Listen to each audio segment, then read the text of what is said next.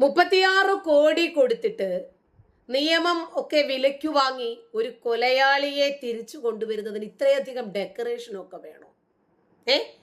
റഹീം എന്തോ രാജ്യത്തിന് പുരസ്കാരം വാങ്ങാൻ വേണ്ടി സൗദിയിൽ പോയിട്ട് ആ പുരസ്കാരവും വാങ്ങിച്ചുകൊണ്ട് വരുന്നത് പോലെയാണ് ചില ആളുകൾ വീഡിയോ ചെയ്യുന്നത്. ഉമ്മയുടെ കാത്തിരിപ്പിന് വിരാമം. ആഹാ ആണല്ലേ. കൂടുതൽ ഡെക്കറേഷൻ ഒന്നും വേണ്ട. ഒരു 15കാരനെ തല്ലിക്കൊന്നവൻ, ഓക്കെ, 20 വർഷമേ അവൻ ആ ചെയ്ത തെറ്റിന്റെ പേരിൽ അവിടെ കിടന്ന് ശിക്ഷ അനുഭവിച്ചു എന്നുള്ളത് വാസ്തവം തന്നെയാണ്. അപ്പോ റഹീമിക്ക തിരിച്ചു വരുന്നു. റഹീമിക്കയുടെ സ്വപ്നം സഫലീകരിക്കപ്പെട്ടു. പണം കൊടുത്ത് കോടിക്കണക്കിന് പണം തെണ്ടി പിച്ചയെടുത്തിട്ട് അത് കൊടുത്ത് നിയമം വിലയ്ക്ക് വാങ്ങി. വന്നിട്ടില്ലല്ലോ, വന്നിട്ട് പറയാം വന്നു എന്ന്, കേട്ടോ. അവിടെ എന്തെങ്കിലും ഒന്ന് ഡേറ്റ് ഫിക്സ് ചെയ്താൽ മതി. ഒരു കേസിന് ഡേറ്റ് ഇട്ടാൽ ഉടനെ റഹീം ഇതാ വരുന്നു, ഇപ്പൊ വരുന്നു, പിന്നെ വരും, വന്നുകൊണ്ടിരിക്കുന്നു. എന്തുവാടേ?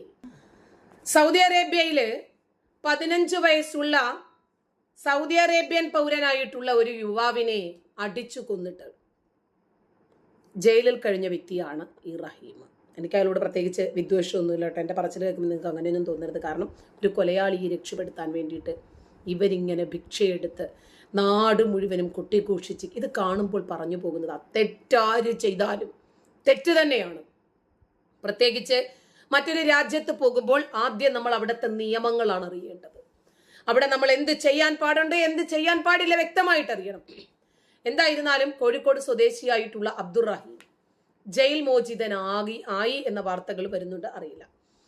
റഹീമിന്റെ മോചനത്തിന് വേണ്ടിയുള്ള എക്സിറ്റ് ഉത്തരവ് പുറത്തിറങ്ങിയെന്ന് ഇവര് പറയുന്നു. സൗദി ഭരണകൂടം റഹീമിന്റെ എക്സിറ്റ് വിസയിൽ ഒപ്പുവെച്ചത്രേ. കോടതി വിധിച്ച 20 വർഷത്തെ തടവ് ശിക്ഷ അവസാനിച്ചതോടുകൂടി അബ്ദുൾ റഹീം ഉടൻ നാട്ടിലെത്തിയേക്കും എന്നാണ് അറിയുന്നത്. ഇന്ത്യൻ എംബസി അനുവദിച്ച താൽക്കാലിക പാസ്പോർട്ട് ഉപയോഗിച്ചിട്ടാണ് എക്സിറ്റിനായിട്ട് അപേക്ഷ സമർപ്പിച്ചത്. 2006 ഡിസംബർ 24 തീയതിയാണ് സൗദി ബാലൻ അനസ് അൽ ഷെഹരി എന്ന് പറയുന്ന യുവാവിനെ ഇവൻ അടിച്ചു കൊന്നത്. ഈ കേസിലായിരുന്നു റഹീം ജയിലിലായത്. മലയാളികൾ സമാഹരിച്ച ദയാധനം ഇന്ത്യൻ എംബസി വഴി നേരത്തെ തന്നെ റിയാദ് കോടതിയിൽ അടച്ചിരുന്നു എന്ന് പറയപ്പെടുന്നു.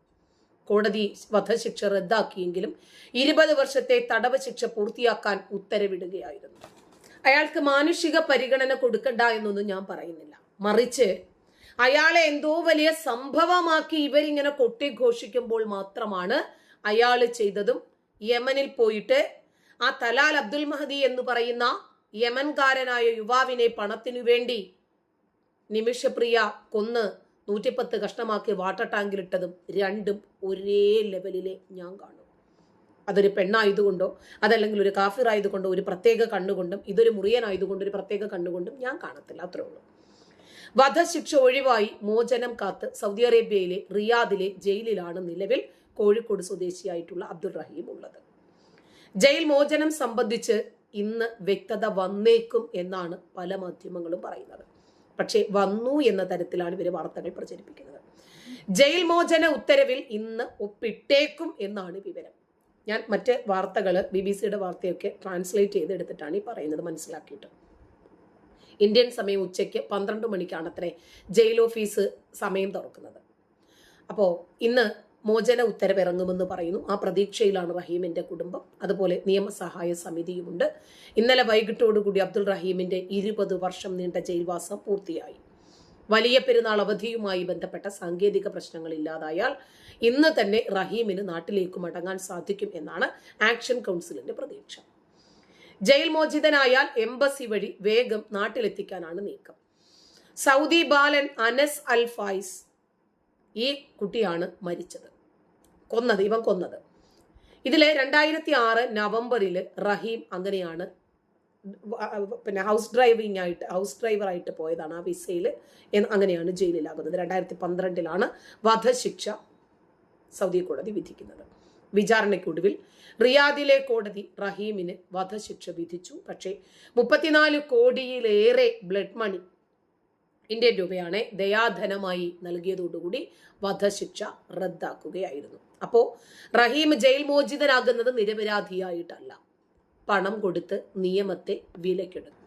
നിർദ്ദയം ഒരു പയ്യനെ അടിച്ചു കൊന്ന വ്യക്തിയാണ് റഹീം, യാതൊരു സംശയവുമില്ല. ഓക്കെ അല്ലേ?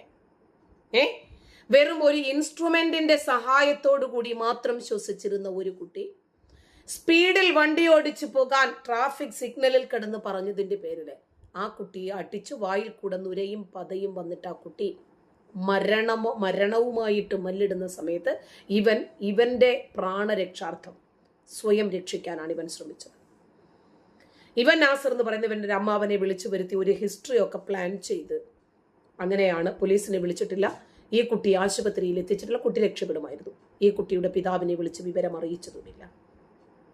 കുട്ടി പിടഞ്ഞു മരിക്കുന്നത് കണ്ടുകൊണ്ട് നിന്ന ഒരു ദുഷ്ടനാണ്. അപ്പൊ ഇവനു വേണ്ടി 34 കോടി രൂപ പിരിക്കാൻ ബോച്ചയെ പോലെയുള്ള ആളുകളാണ് ഇറങ്ങിത്തിരിച്ചത്. അവിടെയാണ് ഒരു വിരോധാഭാസമുള്ളത്. അബദ്ധത്തിൽ സംഭവിച്ചതല്ല. നിമിഷപ്രിയയും അതെ, മനഃപൂർവ്വം ഓവർഡോസ് കൊടുത്തിട്ടാണ് തലാൽ അബ്ദുൽ മഹദിയെ കൊല്ലുന്നത്. എന്നിട്ട് കഷ്ണങ്ങളാക്കി പൊളിത്തീൻ കവറിനകത്ത് വെച്ച് വാട്ടർ ടാങ്കിലിട്ടിട്ട് അവള് യമനിലേക്കും സിറിയയിലേക്കും ഒക്കെയുള്ള അഭയാർത്ഥികളെ കൊണ്ടുപോകുന്ന രൂപത്തിൽ അവള് എല്ലാം ആകെ മൂടി പർദ്ദയും മക്കനെയും ഒക്കെ വലിച്ചിട്ടിട്ട് അവള് അഭയാർത്ഥികളായിട്ട് റെഫ്യൂജി ക്യാമ്പിലേക്കാണ് നേരെ പോകുന്നത്. അപ്പൊ ഇതൊക്കെ എന്താണ്? ഒരു രാജ്യത്ത് ചെല്ലുമ്പോൾ അവിടുത്തെ നിയമം അറിയണ്ടേ? അപ്പോൾ ഞാൻ പറഞ്ഞു വന്നത് ഇതൊന്നുമല്ല. ഞാൻ ഇന്നലെ ഒരു വീഡിയോ ചെയ്തിട്ടുണ്ടായിരുന്നു, ലൈവ് ചെയ്തു, പോസ്റ്റ് ഇട്ടു. ഒരു സ്ത്രീ, ഭർത്താവ് മരിച്ചതാണ്, കുഞ്ഞുങ്ങളെ പഠിപ്പിക്കാനും വളർത്താനും യാതൊരു മാർഗവും ഇല്ലാതിരിക്കുന്ന ഒരു സ്ത്രീയെ സംബന്ധിക്കുന്ന ഒരു വാർത്ത. അവർക്കിപ്പോൾ ട്യൂമറാണ്. കഴുത്തിൻ്റെ 3 ഭാഗത്തും ബഡ്ജായി നിൽക്കുന്ന 3 ട്യൂമറുകൾ പ്രത്യക്ഷപ്പെട്ടിട്ടുണ്ട്. നട്ടലിനോട് ചേർന്നും ഒരു ട്യൂമറുണ്ട്. ഇതൊക്കെ അപകടകാരിയാണ്. ഇവർക്ക് 50-50 ചാൻസേ ഉള്ളൂ നടക്കാൻ. ഈ സർജറി കഴിഞ്ഞാൽ പോലും ആധാരമാണെങ്കിൽ പണയമാണ്. 3ാമത്തെ കുഞ്ഞിന് വെറും 2 വയസ്സ് മാത്രമാണ് പ്രായം. അപ്പോൾ വല്ലാതെ ബുദ്ധിമുട്ടുന്ന, മേൽക്കൂരയില്ലാത്ത ഒരു വീട്ടിൽ താമസിക്കുന്ന ഒരു സ്ത്രീയും 3 കുഞ്ഞുങ്ങളും. അവരെ സഹായിക്കണം എന്ന് പറഞ്ഞിട്ട് ഞാനൊരു പോസ്റ്റ് ഇട്ടപ്പോൾ അതിനകത്ത് വന്ന് മുസ്ലിം നാമധാരികളായിട്ടുള്ള ആളുകൾ തെറിവിളിയുടെ പൂരമാണ്. കൊടുക്കരുത് എന്നാ പറഞ്ഞത്. കൊടുക്കണം എന്ന് ആഗ്രഹിക്കുന്ന ആളുകൾ കൊടുക്കും, ഇവരെന്നും പറയുന്നത് കേൾക്കില്ല. പക്ഷെ ഇവരുടെ ഉള്ളിലുള്ള ആ കാഫിർ വിരോധം, അതല്ലെങ്കിൽ ഇസ്ലാമിനെ വിമർശിക്കുന്ന എന്നോടുള്ള വിരോധമാണ് അവരാ പ്രകടിപ്പിക്കുന്നത്. അതേപോലും ഒരാളെ കൊന്നവന് വേണ്ടി 34 കോടി രൂപ പിരിച്ച സമയത്ത് നിങ്ങൾ എന്തെങ്കിലും ആരെങ്കിലും പറഞ്ഞിരുന്നോ? ഞാൻ എഴുതിയിട്ട പോസ്റ്റ് കാണിച്ചേ. മനുഷ്യരായിട്ടുള്ളവർക്ക് കണ്ണു നിറയാതെ, ഹൃദയം നുറുങ്ങാതെ, മനസ്സ് പിടയ്ക്കാതെ കണ്ടിരിക്കാനാവില്ല ഈ കുഞ്ഞുമക്കളെയും അമ്മയെയും. ഭർത്താവ് മരിച്ച ശേഷം 3 കുഞ്ഞുങ്ങളുടെ ബാധ്യത ഏറ്റെടുത്ത് വീട്ടുജോലി ചെയ്തു വരുന്നതിനിടയിൽ 2016 ശരീരത്തിന്റെ പല ഭാഗത്തായി പ്രത്യക്ഷപ്പെട്ട ട്യൂമറിനെ വകവയ്ക്കാതെ യാത്ര തുടർന്നു. ഒടുവിൽ രോഗം അവരെ തളർത്തി. പറക്കമുറ്റാത്ത 3 കുഞ്ഞുങ്ങളും, മേൽക്കൂരയില്ലാത്ത വീട്, അതിന്റെ പ്രമാണം ബാങ്കിൽ ജപ്തി നോട്ടീസ് ഒട്ടിച്ചിരിക്കുന്ന വീട്ടിൽ ജീവിതത്തോട് പടവെട്ടാനാകാതെ തരിച്ചിരിക്കുന്ന ഇവരെ കൈവിടല്ലേ. സർജറിക്ക് 3 മുതൽ 5 ലക്ഷത്തിൽ കൂടുതലാകും. 2 ലക്ഷത്തിന് പുറത്ത് ആധാരത്തിന് ബാങ്കിൽ അടയ്ക്കണം. നമ്മളൊന്ന് മനസ്സ് വെച്ചാൽ വർഗീയവാദികൾ 5 പൈസ ഇവർക്ക് കൊടുക്കില്ല. അത് ശക്തമായി മുടക്കുകയും ചെയ്യും. കാരണം ഇത് കാഫിർ സ്ത്രീയും മക്കളുമാണ്. കൊലയാളി റഹീമിന് വേണ്ടി 100 കോടി പിരിക്കാനും കൊടുക്കാനും തയ്യാറായ ഇവർക്ക് ഇത് ദഹിക്കില്ല. മനുഷ്യത്വം മരവിക്കാത്ത മനുഷ്യർ സഹായിക്കണം പ്ലീസ്. ഇതാണ് അവരുടെ അക്കൗണ്ട് നമ്പർ ഞാൻ ഇട്ടിട്ടുണ്ട്. IFSC കോഡ് ശ്യാമള MK എന്ന് പറയുന്ന അവരുടെ അമ്മയുടെ പേരിലാണ് ബാങ്ക് അക്കൗണ്ട് എടുത്തിരിക്കുന്നത്. ഗൂഗിൾ പേ ഉണ്ട്. ഗൂഗിൾ പേയിൽ അഥവാ സഹായം അയക്കാൻ കഴിയുന്നില്ലെങ്കിൽ, കാരണം RBIയുടെ പ്രത്യേക റൂൾ ഉള്ളത് കൊണ്ട് 20 ട്രാൻസാക്ഷൻ അങ്ങോട്ടും ഇങ്ങോട്ടും നടന്നു കഴിഞ്ഞാൽ ഉടനെ തന്നെ അത് ക്യാൻസൽ ആകും. എന്നിട്ട് ഞാനൊരു സ്കാനറും വെച്ചിട്ടുണ്ടായിരുന്നു.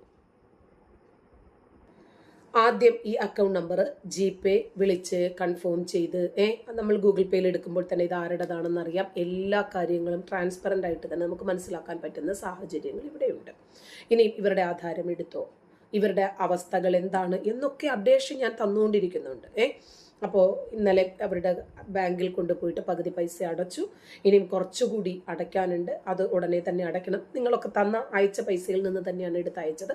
ഞാനും അവരും കൂടി ഒരുമിച്ച് പോയി തന്നെയാണ് ആ ബാങ്കിൽ നിന്നും പൈസ എടുത്തടയ്ക്കുന്നത്. പിന്നെ അവരുടെ ട്രീറ്റ്മെൻറ്റിന് വേണ്ടിയിട്ട് MRI സ്കാനിങ്, മറ്റ് ടെസ്റ്റുകൾ, സർജറിക്ക് വേണ്ടുന്ന ഒരുക്കങ്ങൾ നടന്നുകൊണ്ടിരിക്കുന്നു. ഇനിയും കുറച്ച് പൈസയും കൂടി വേണം. അതിനാണ് ഞാൻ ആ പോസ്റ്റ് ഇട്ടത്.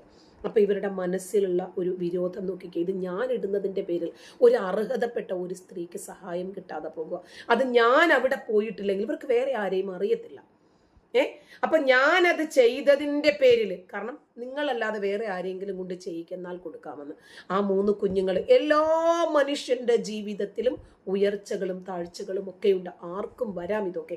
അപ്പൊ ഒരു പയ്യനെ അടിച്ചു കൊന്ന റഹീമിന് വേണ്ടി 100 കോടി പിരിക്കുമ്പോൾ ഇതെത്രയാ? ഇതേറിയാൽ ഒരു 5.5-6 ലക്ഷം രൂപ കിട്ടിയാൽ ഇവരുടെ കാര്യങ്ങൾ കഴിഞ്ഞു കിട്ടും. അത് അവർക്ക് സഹായിക്കാൻ പറഞ്ഞപ്പോൾ 100 കോടി രൂപ ഒരു കൊലയാളിക്ക് വേണ്ടി പിരിക്കാൻ ഇറങ്ങിയ ടീമിന് വേദനിക്കുന്നു.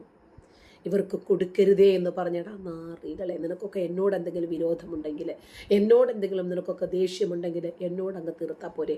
ആ പാവപ്പെട്ട സ്ത്രീയും മക്കളും നിന്റെയൊക്കെ ഈ വൃത്തികെട്ട ഈ ക്യാൻസർ ചിന്താഗതിയുമായിട്ടുള്ള കമന്റ് കാണുന്നുണ്ട്, എന്നെങ്കിലും ഒന്ന് ചിന്തിച്ചുവിടടാ നാറികളെ. നന്ദി.